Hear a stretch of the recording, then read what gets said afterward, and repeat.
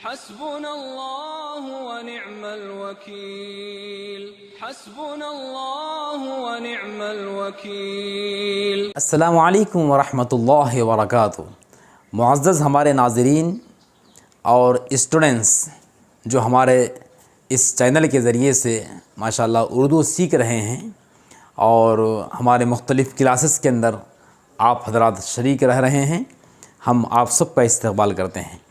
आइए आज की इस मुलाकात में हम आपको राइटिंग दुरुस्त कैसे होती है वो तरीक़ा बताना चाह रहे हैं। आपको ये बात अच्छी तरह जान लेना चाहिए कि हमारा राइटिंग पावर अच्छा होना चाहिए और हमारी जो राइटिंग होती है वो बेस्ट होना चाहिए, ब्यूटीफुल होना चाहिए, देखते ही लोगों के निगाहों में भा जाना चाहिए।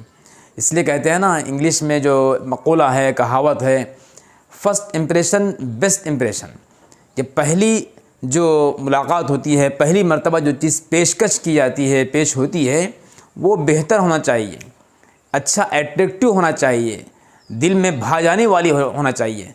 तो अगर आप किसी मकाम पर एप्लीकेशन देने के वास्ते गए, आप अच्छी खुशखती तहरीर में अगर लिख कर देंगे तो जिसके पास तहरीर दी जाएगी वो जल्दी उसको एक्सेप्ट करेगा और उस तहरीर से पहचान लेगा। इसीलिए कहा जाता है कि तहरीर को देखकर शख्सियत का अंदाज़ा लगाते हैं। हमारी जो लिखत होती है ना, इसको देखकर हमारी पढ़ाई का अंदाज़ा लगाते हैं कि इन्हें कितने पढ़े हुए हैं, कितनी सलाहियत वाले हैं। तो तहरीर हमारी अच्छी होना, तो तहरीर अच्छी करने के वास्ते कुछ तरीक़े हैं। नंबर एक तरीक़ा ये है कि हमारी राइटिंग ब्यूटीफुल करने के वास्ते एक तरीक़ा ये है कि हम खूब लिखें, लिखने वाले बने, खूब लिखें। आज के ज़माने के अंदर कंप्यूटर का ज़माना आ गया, कीबोर्ड कंप्यूटर है, लैपटॉप है या टैबलेट है या सेलफ़ोन है, हम उसके ज़रिए से बस कीबोर्ड के ज़रिए से लिख रहे हैं। याद रखिए, कीबोर्ड से लिखना अलग चीज़ है। कीबोर्ड की इसके ज़रिए से कंप्यूटर में हमारी राइटिंग को फास्ट करना, टाइपिंग को फास्ट करना, ये अलग फ़न है। और कॉपी के अंदर पेन से लिखना ये अलग फ़न है।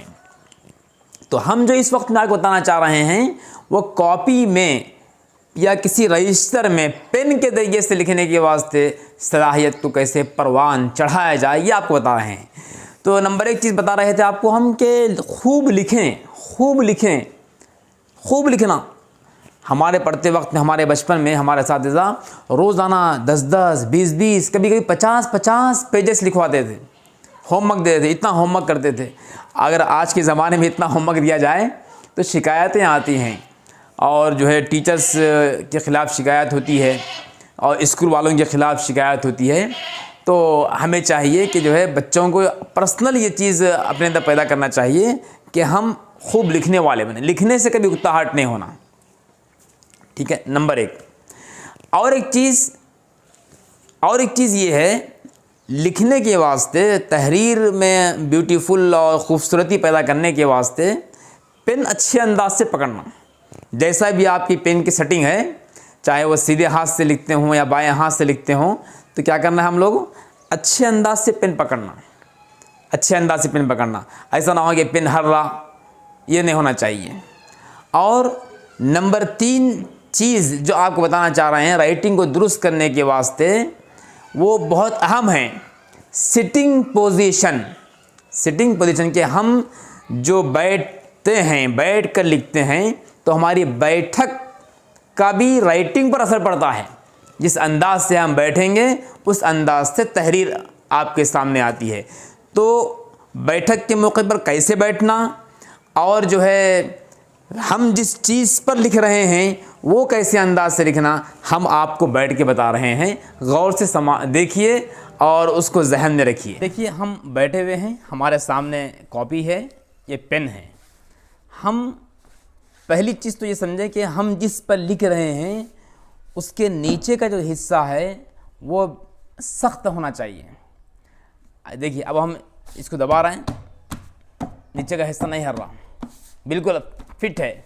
आप जो है लाइन मारिए, बिल्कुल सीधा अंदाज से आएगी, अच्छे अंदाज से आएगी और जो है आगे पीछे नहीं होगा।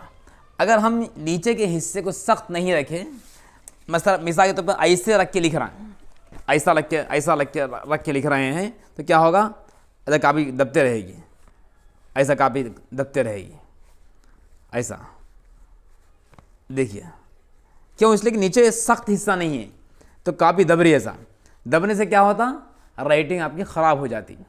तो बेहतर ये है कि हम अगर ऐसा बैठना चाह रहे हैं तो नीचे एग्ज़ाम पैड जो आता है ना, वो सख्त रहता, टाइट रहता, उसको रख कर लिखें तो वो ऐसा बराबर रहेगा, नहीं हलेगा। अगर ऐसा रख के लिखेंगे, कॉपी हर रही है, ऐसा दब रही है, तो उसमें जो है आपकी राइटिंग दुरुस्त नहीं होगी। जितना दबेगी उतना राइटिंग बिगड़ेगी। एक चीज़ तो ये जहन में रखें। दूसरी बात ये है कि हम जब बैठे हैं तो बिल्कुल सही हमारी पोजीशन होना, बिल्कुल मुतमईन होके अच्छे अंदाज से पहले बैठना, बैठकर फिर इस तरह से अब लिखिए आप, बिल्कुल हाथ आपका जमा हुआ हो और कापी आपके सामने हो, इस तरह से लिखिए आप, अलिफ बा ता, इस तरह लिखना है।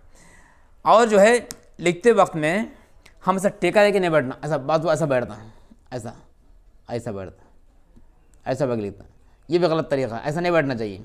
बिल्कुल आप अच्छी तरह से बैठिए, मुतमईन होकर बैठिए। टेका देखिए इस तरह, या ऐसा पैर उठा के, ऐसा मुख्तलिफ अंदाज से बैठते हैं, वैसा नहीं बैठना चाहिए। और एक चीज़ यह है कि लिखते वक्त में कॉपी और हमारे निगाहों के आँख के दरमियान में फासला होना चाहिए।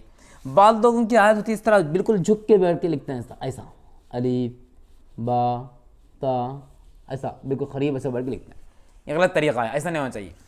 इससे आँख पे असर पड़ता, बहुत करीब नहीं होना ऐसा, इतना कम से कम गैप रखिए, गैप रख के लिखिए, ए बी सी, इस तरह से गैप रख के लिखना, बिल्कुल करीब बैठ के लिखना ये सही नहीं है। तो इस सिटिंग पोजीशन का बहुत बड़ा असर पड़ता है। आप ऐसा बैठ के लिखेंगे तो आपकी राइटिंग में कुछ फ़र्क आएगा, आप ऐसा बैठ के लिखेंगे तो राइटिंग में फ़र्क आ जाएगा। और आप जिस अंदाज से बैठेंगे, हर अंदाज की राइटिंग अलग अंदाज की होगी। तो जितना हम बिल्कुल अपने आप को अच्छा फिट करके जब बैठेंगे तो राइटिंग सही आएगी।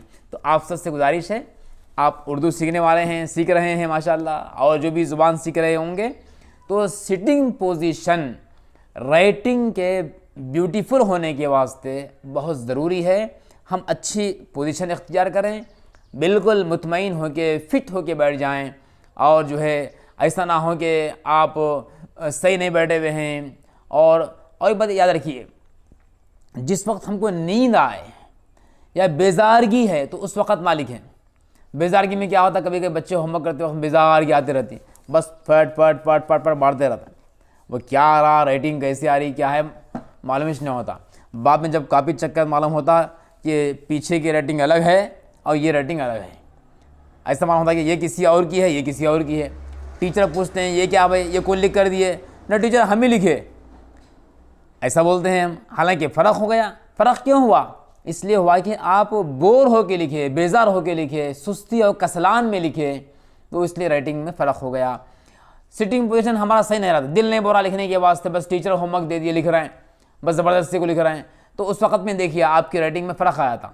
इसलिए निशात के साथ, फुर्ती के साथ, चुस्ती के साथ में बैठ के लिखना चाहिए। उम्मीद करते हैं कि आपको ये बातें अच्छी लगी होंगी। और एक बात याद रखिए, मैं आपको बोलना चाह रहा था, भूल गया। जब आप ज़्यादा लिखते हैं तो उस वक्त में जो है आपके ये गर्दन में दर्द होता है, कभी आँख खींचती हैं, तो उस वक्त में ज़्यादा लिखने के बाद में छोटी सी एक्सरसाइज करना।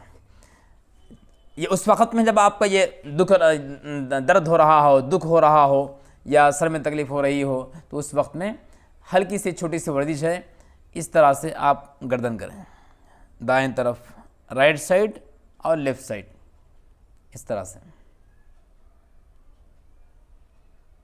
ये ज़्यादा नहीं करना है, 4-5 मरतबा करना है, बस ऐसा।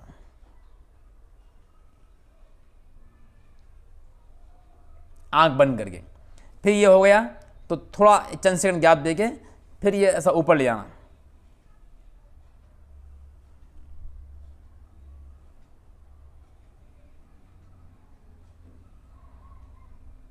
ये 4-5 मरतबा।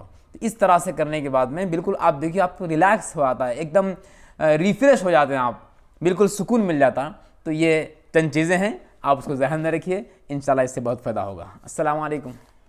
हस्बुनल्लाहु व निअमल वकील, हस्बुनल्लाहु व निअमल वकील।